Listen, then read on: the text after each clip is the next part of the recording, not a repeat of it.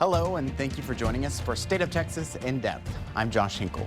A late-breaking decision shocked many state leaders this week. The Supreme Court of Texas says the way the state funds public education is broken, but not unconstitutional. So what does that mean? Well, only your elected lawmakers, not the justices, can make changes to fund schools adequately and equally. The decision will impact many districts like Austin ISD. It sends millions of dollars every year to poorer parts of the state. You can see our full in-depth analysis of what the ruling means and what it means for you on KXAN.com. And we'll discuss the issue a bit more later in this program too. Another big surprise this week. Remember that explosion that killed 15 people in the town of West 3 years ago? Apparently, it was a criminal act. Now remember, advocates pushed for reforms that could prevent another explosion, like firefighters having access to lists that show where potentially dangerous chemicals are stockpiled. But as KXAN investigator Robert Maxwell shows, most first responders are still in the dark. When the men of the West Volunteer Fire Department left their station house on that spring evening in 2013, they had little to no idea the fertilizer plant burning up the road was a time bomb. A dozen first responders would lose their lives. I had people I knew that died in a blast. I'm from this community, and it's a tough deal. The man who manages emergency responders in McLennan County says he believes too many volunteer firefighters are still missing important information. They aren't always trained to access government lists that show which companies in their town house deadly chemicals. I understand we have training standards that we hold people to and say, hey, you as a firefighter, you need to be trained at this level. Often, though, what you have is the first responder is the rookie, is the guy that's been on there for 6 months and may not have had that training yet. So back in 2015, Patterson helped draft a bill to give volunteer first responders a crucial heads up. A quick call to a local 911 call center would tell them if the address where they were responding was on the state's so-called Tier 2 list. The bill died, though, in committee due to concerns over cost. Patterson, himself a veteran small-town firefighter, vows to try again next session. If we can convey that, whether it's police, fire, EMS, doesn't matter. If we can convey that to the individual that's responding right up front, now they have an opportunity to say, okay, step back. In Texas, state law requires companies that house a significant amount of chemicals share that list with anyone who asks. But on a number of occasions over the past couple of years, when media outlets have requested, they've met some opposition. Companies either ignoring the request or citing a 2014 Attorney General decision. It ruled that the state can keep that information private. They don't have to share the list. The reasoning, Homeland Security concerns trump the public's right to know. In West, Robert Maxwell, KXAN investigates. We looked a little deeper and found McLennan County lists the addresses of all Tier 2 facilities on its website. The county does not have to do that, but leaders call it a move toward transparency. Neither Travis, Williamson, nor Hayes counties have any such public online listing. We link to McLennan County's map on our website, KXAN.com. Of course, there were some changes following the explosion, specifically for businesses that handle chemical fertilizers. They no longer can store ammonium nitrate in combustible containers like wood. The state fire marshal also has more inspection access. Violators could also face tougher penalties. But lawmakers turned down requirements for ammonium nitrate facilities to have a fire suppression system, and requirements for liability insurance never became law. The State Department of Insurance now has a website showing where businesses store the chemical, but it will only tell you if a business is in your zip code, not the exact location. One reason? Concerns that terrorists could use the information to get bomb-making material. The news this week reminded us of the promises state leaders made more than 3 years ago. Agriculture Commissioner Todd Staples back then promised changes and a thorough investigation. Everyone is searching for answers right now, and we've heard about maybe the inspection process falling through the gap in law. What do you think should be done differently? I think we need to have a very thorough investigation to make certain that something like this never happens again. But we know we live in a dangerous world. We know that there are hazardous materials all across our nation. Our roundtable is tracking the legal changes after the West explosion. KXAN investigator Robert Maxwell and Jim Malowitz joins us from our media partner, the Texas Tribune. Welcome, guys. Glad to be here. Happy. All right, so when we talked about West this week, we were hearing things about it being a criminal act. What does that mean? Do they think it was, intentionally set, or is it just because the scope of what happened results in what could essentially be considered a crime? Right. If you consider that people died, that rises to the level of criminal. Was there someone with matches and sandpaper and sawdust trying to ignite something? detectives and the ATF said they really don't know. Why is it taking them so long to tell us this? Well, I mean, I guess it's just when you're talking about a facility where there's no like real monitors, video monitors. It's just like a really painstaking reconstruction of what happened, and there aren't really eyewitnesses to really go by or anything like that. It's kind of like all in the science of the forensics. What was the mood like there this week, Robert, when you were up there? Pretty subdued. I think people were just keeping to themselves and digesting the news. Obviously, there were a lot of media in town. The frustration level with news crews patrolling the streets once again, you could tell was somewhat high. I think people just wanted the media to be out of there so people could process really what was a shocking announcement. Yeah, it's a small town best known for its kolaches, right? Right, not, of course, now known for that explosion too, but you know what, the rebuilding efforts are substantial. The high school's almost done, and the playground that was destroyed is bigger and better than ever before.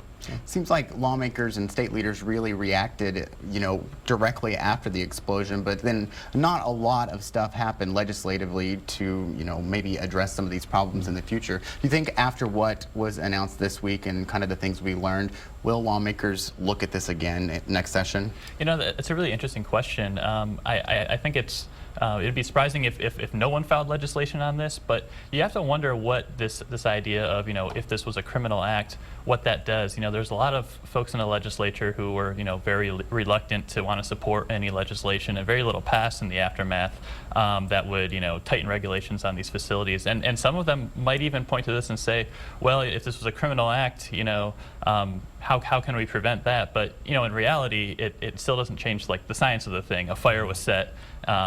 The thing exploded, and the firefighters, who rushed to the scene didn't know that this facility was storing this highly explosive material. Will it still be kind of on the backs of the counties to kind of make some of the regulations like McLennan County has done? Well, when you think about it, they're very much open to revealing the Tier 2 lists of chemical facilities and the contents of those facilities as well when people ask. Not all counties are. McLennan's taken the lead, so it seems, even as far as implementing or at least pushing for legislation that would make it easier for 911 responders to get that information. What do you think, what else is the future for this whole topic? Is it something we're just going to see fade off into the distance? Well, I mean, I think, probably at least this session, because of this news, there's more awareness about it. But again, it's really hard to see like any substantial changes being made. I mean, even in the immediate aftermath of the explosion, you had small changes like the fire marshal is now allowed to, you have to let the fire marshal in if he's inspecting, but there really weren't any like substantially tightened regulations on these facilities. So, we'll probably hear about it for a little while, but it's hard to see real change. All right, Jim, Robert, thank you for being with us. Appreciate it. All right, ahead, the new laws that could help keep Texas children safe. And later. It's the most amazing thing you can do for your children is to give them a vaccine that would eventually prevent cancer. And that vaccine is available right now, but we discovered some doctors are not strongly recommending what some are calling the cancer vaccine. It's all ahead on State of Texas In Depth.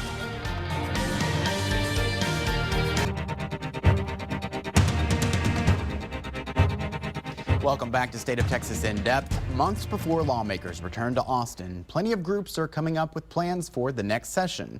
This weekend, the Republican Party of Texas held its convention. Among the tasks, setting the party's platform. We can expect a focus on some social issues as well as lowering taxes next year. Right now, your local government and school system are probably putting together a wish list for next year too. This week, Austin Independent Schools laid out their agenda. The top priority, school finance changes. That's a big deal because of the school finance ruling we mentioned earlier in the program. Then the district wants changes to the accountability system. That's the way to hold districts to higher standards other than just state mandated tests. Finally, AISD plans to oppose some potential policies like school vouchers. Those take public dollars and put them into private schools. Another priority for next year, changing the law when it comes to inappropriate relationships between students and teachers. Last year, we uncovered the problems that prevent you from knowing which teachers got into trouble for that very thing. Now, KXAN's Phil Prazen shows us how lawmakers are already making changes. These are called separation agreements. A teacher agrees to resign from a school district. In return, a school district agrees not to disclose why that teacher resigned. Sometimes it's just over a heated argument. Other times, it's over allegations of unwanted sexual advances. McNeil High School in Round Rock found out only after it was too late. Former track coach Christopher Cotton admitted he had an inappropriate relationship with a student. He received a 3-year jail sentence. He was employed in Austin and Pflugerville before he was charged. His personnel file showed he had allegations in his past, but that information didn't get to the other school districts. And that puts children in subsequent school districts at risk. Dr. David Thompson from UTSA testified before state lawmakers Wednesday. He says several states have upped the penalties for passing the trash, knowingly not passing on information about a teacher when asked for it. Missouri makes a school liable for lawsuits from a victim's family and another school district if the former district didn't raise a red flag. And I also suggested that a criminal penalty for superintendents who knowingly fail to make that required report is something that the legislature should consider. Lawmakers told the Texas Education Agency to talk to their lawyers, bring them ideas so they can strengthen the laws when they officially gavel into session next January. Phil Prazen, KXAN News. Lawmakers in that hearing were surprised by our current law. It is actually legal in some cases for a teacher to date a student. Obviously, if the student is not of legal age, that would be against the law. However, officials learned it is only against the law when a teacher and an of-age student have sex, and the student is someone within the teacher's school district. If this happens in another school district, a private school or a homeschool, it's legal. While it could be against district policy, it is currently legal for a teacher to date, kiss, and have questionable communications with a student. It could save your child from a deadly form of cancer in the future, but most children in Texas are not getting this vaccine. We'll tell you why next on State of Texas In Depth. Cancer researchers call it a medical breakthrough, a vaccine that prevents cancer, specifically a type of cancer caused by a virus millions of Americans have right now, human papillomavirus, or HPV, something health officials say 250,000 people here in Travis County have right now. Well, we checked and learned the HPV vaccine is only mandated in Washington, D.C., Virginia, and Rhode Island, but not here in Texas. You might remember in 2007, then Governor Rick Perry tried to make the HPV vaccine a requirement for all 6th grade girls 11 to 12 years old, an order that was overturned by the legislature. And now KXAN's Sally Hernandez learned some Texas doctors are not strongly recommending this potential life-saving vaccine. This is not a story about controversy or debate. It's about a vaccine believed to prevent the majority of HPV-related cancers. The most common are cervical cancer in women and throat cancer in men. Researchers say it must be given before someone is sexually active or exposed to the virus. And that's why it's recommended for kids, girls and boys between 11 and 12, but as young as 9 and up to 26 years old, before it's too late, like it was for this mother. Cara Million has just one photo of herself battling cervical cancer, but the graphic picture of what it took from her is clear. It was the surgery itself. What they were going to do was not only do a total hysterectomy, but remove my bladder, remove, parts of my intestine, my rectum, cut me down the middle and take part of my abdomen muscles and reconstruct things.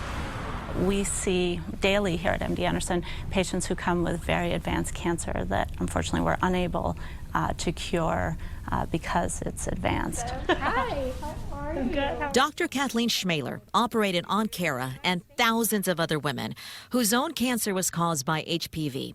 She's also part of a research team trying to figure out why HPV vaccination rates are so low in Texas. The research shows less than 40% of girls in the state are getting all 3 doses of the vaccine. It's even less for boys, just 20%. And here in Travis County, an even lower rate for girls, with 36%, 21% of boys. Researchers say that's because in Austin, there are a lot of families opting out of the vaccine, fearing it will lead to their children having sex. When I hear other parents say, oh, I'm not sure, and, oh, maybe we should wait. And the worst thing you can do is wait, because you really want to give that vaccine before they become sexually active. But I often say to these parents, why don't you come and spend a day with me at work at MD Anderson and see what, the consequences of this virus can be. But it's not just parents. We know that for most people, the most important thing is a really strong recommendation from the pediatrician. A recent statewide survey by MD Anderson says many doctors are not strongly recommending the vaccine, partly because it's not mandated. It's recommended by the CDC, but not required for students like other vaccines. It's something this Austin pediatrician recognizes, but always stresses it's a cancer-preventing vaccine. And so it's those that are coming in that sort of are like, what do you think?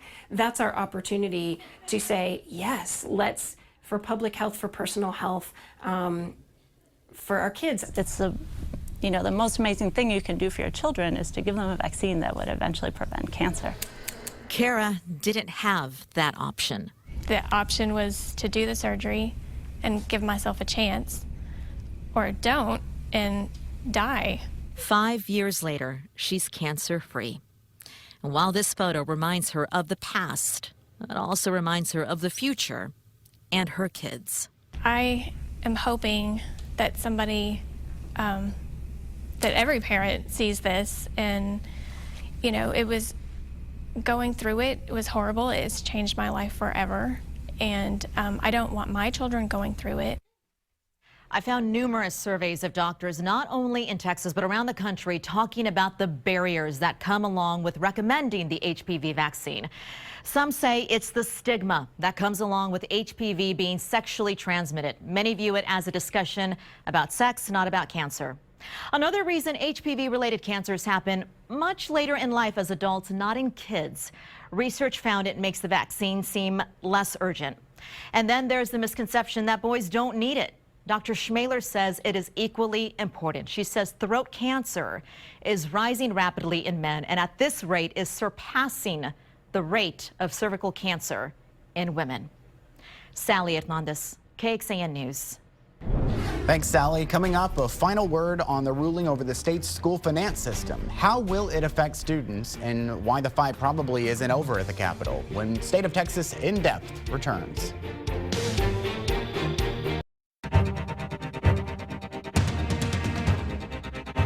A final word this morning on the state Supreme Court ruling on money for schools. That opinion, the funding system is constitutional, even if it is flawed. It's the state's first big win in more than 30 years of these lawsuits. The governor says it's a victory for taxpayers and the Texas Constitution. But what about students? The ruling says the 9 justices, all Republicans, should not second-guess the policy choices of lawmakers. But it also suggests lawmakers still have a lot of work to do, reforming schools to make them more accountable and efficient, things like student achievement. To quote the opinion, the entire system needs top-to-bottom reforms that amount to more than Band-Aid on top of Band-Aid. Thank you again for joining us for State of Texas In Depth. I'm Josh Hinkle. Have a great day.